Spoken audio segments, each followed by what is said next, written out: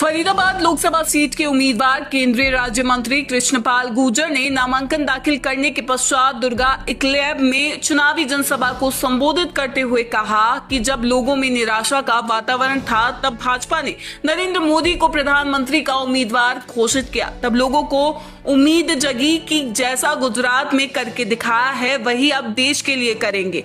तब कांग्रेस मोदी की गरीबी का मजाक उड़ा रही थी। उसी दिन गरीबों ने तय कर लिया था कि धरती इधर की उधर हो जाए, फिर भी अब चाय वाले को ही प्रधानमंत्री बनाना है, अब चाय वाले को ही प्रधानमंत्री चुनना है। देश के गरीबों ने गरीब की उम्मीद के सहारे देश का प्रधानमंत्री बना दिया। मोदी जी ने 5 साल कार्य किया और लोगों की उम्मीदों पर खरे उतरे और गरीबों के लिए जीरो बैलेंस पर 50 करोड़ खाते खुलवा दिए, वो भी बिना किसी बैंक गारंटी के। आपको याद होगा हमारी सेना ने पाकिस्तान में घुस के मारा था और अपने अभिनंदन को 24 घंटे पाकिस्तान से आजाद करा लिया था। क्या मोदी जी प्रधानमंत्री ना होते तो ये सब मुमकिन था?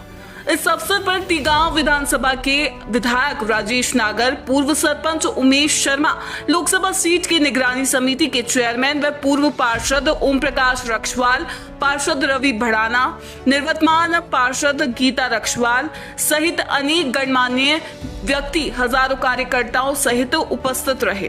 राजेश जी ने बताई, मैं सिर्फ इतना जानता हूं,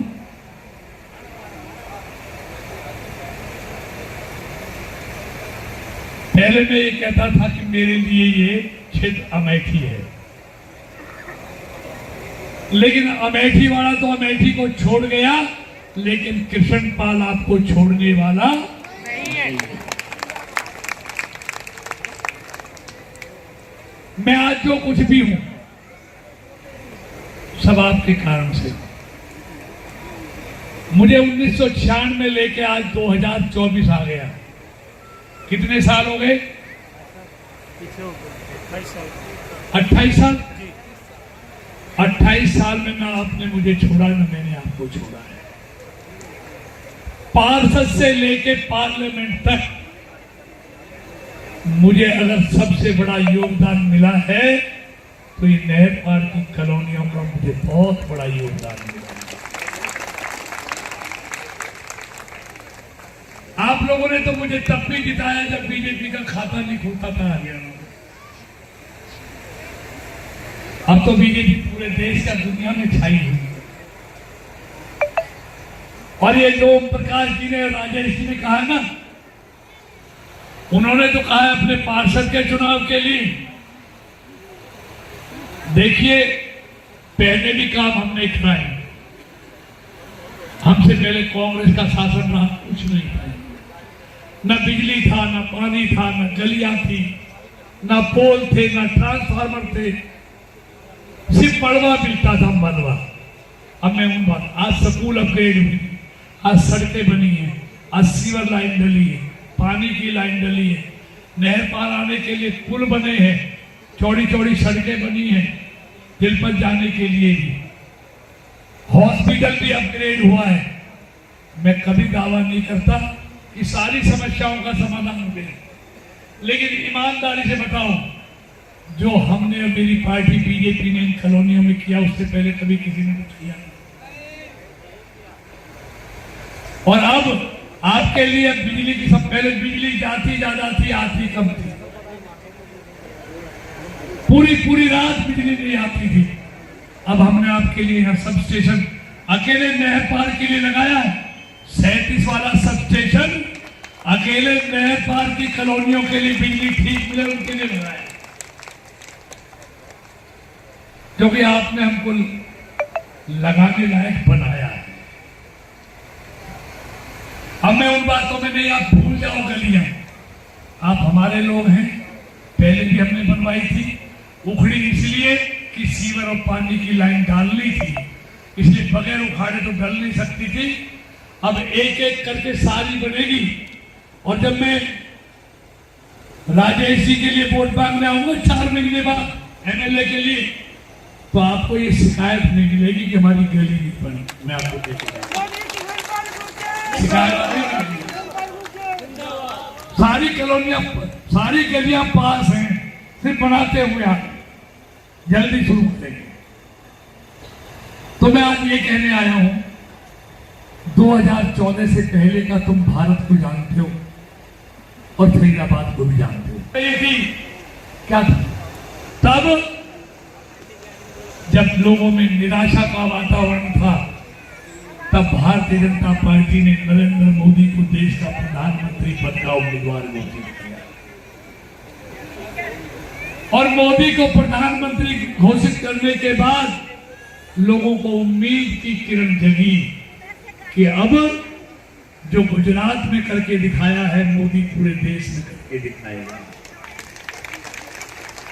लेकिन इन लोगों ने क्या कहा, कांग्रेस के लोगों ने,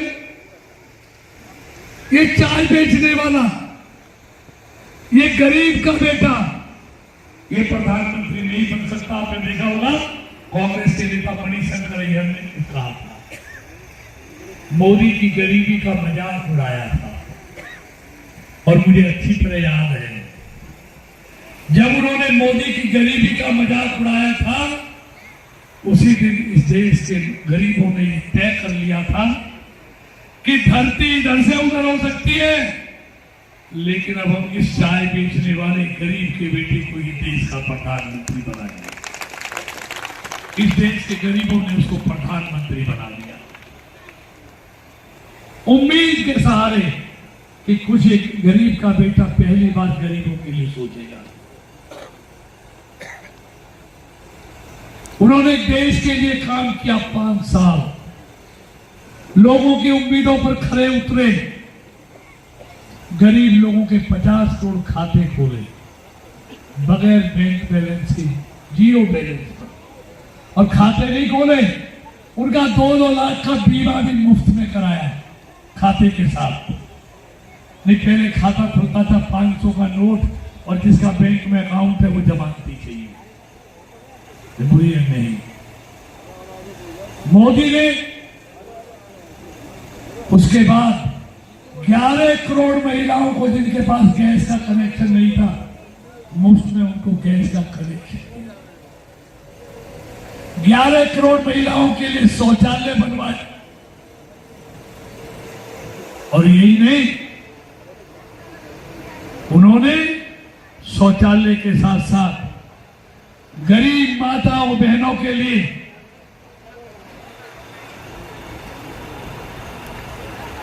गरीब लोगों के लिए 55 विजय होती जा रही है।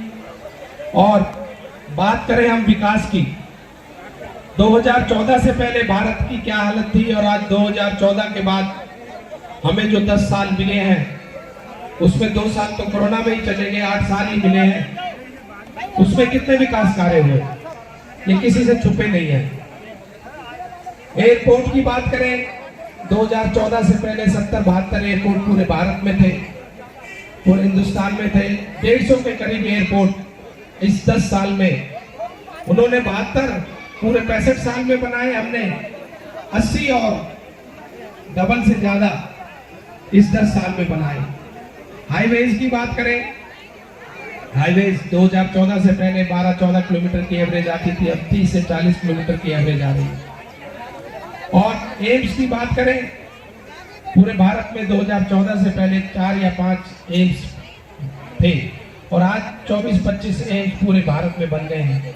इसी तरह से यूनिवर्सिटी की बात करें, अगर हम विकास की और बात करें, अगर हम हमारे माननीय प्रधानमंत्री नरेंद्र मोदी जी नहीं होते तो 370 हट सकती थी क्या? बताओ, हट सकती थी? नहीं हट सकती थी ना। 3 तलाक की बात करें, अगर मोदी जी नहीं होते हो सकता था? राम मंदिर के लिए विपक्ष के लोग कहते थे राम मंदिर बनाएंगे, तारीख नहीं बताएंगे। हमने तारीख भी बताई और